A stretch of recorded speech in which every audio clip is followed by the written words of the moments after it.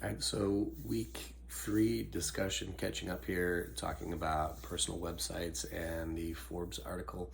So I think a couple things that as I was reading the article, first off, it's written in 2013.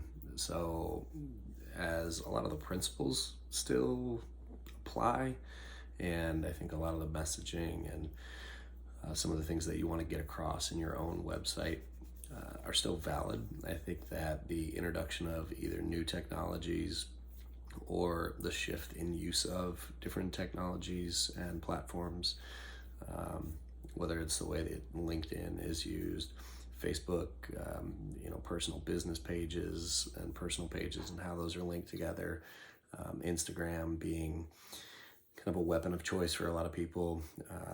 I think it somewhat depends on what your field is, what you're going into, on how you utilize some of these things, maybe more or less than a personal website. But as far as the personal sites are concerned, I looked up a couple different professionals, and seeing as I'm now in the financial sector and working for a mortgage firm as a business development director, I looked for personal websites for that, and there were fewer to find upon kind of some second level searching. But I did find a few that dealt with people on the financial side of things or inside the financial sector, that hit on a lot of the main points that were talked about in the article. So some personal things involved, but a lot about what they have done, what they're doing, what their goals are. And a lot of the focus was how they could serve other people, right? So not so much about them and what people could do for them, but what they could do for other people. One of them, Kevin Whelan, if I'm saying that correctly, had a daily blog, and that was a majority of his landing page. There was a small snapshot of who he was, but until you went into the about page, it was really the personal blog. So just listed out day by day, scrolling down. That's all it was. It was the day, had a title of whatever that blog was. And it was really just 1 minute snapshots, and you could sign up for those things. And I thought that was a cool thing.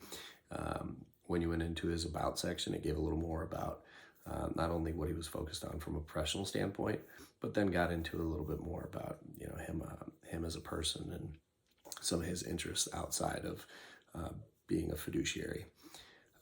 The second one that I looked up, a gentleman named Armani, and he just says his name is Armani Talks. I'm not going to try to mispronounce or murder his last name. His was a little more involved and was a little more promotional, as he had 5 or 6 books that he's written about some of these things.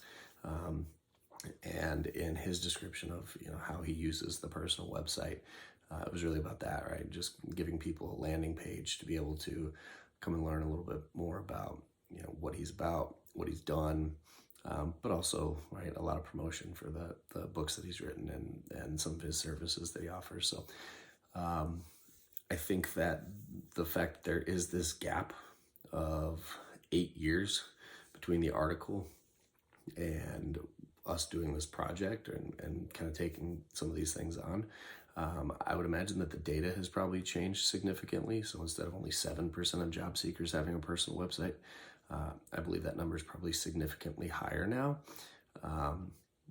So I don't know, maybe as we get a little deeper on, we'll learn about that, or maybe that's something that we'll look up and see where the shift has been in that period of time. So I think Devin commented on it, I'm a little hesitant, and there's a little trepidation about setting something like this up to see how involved it'll be and what kind of effort and undertaking it'll be to put this together. But I also think at the end of the day, with the right tools, resources, and those kind of things, it can be a real benefit for all of us.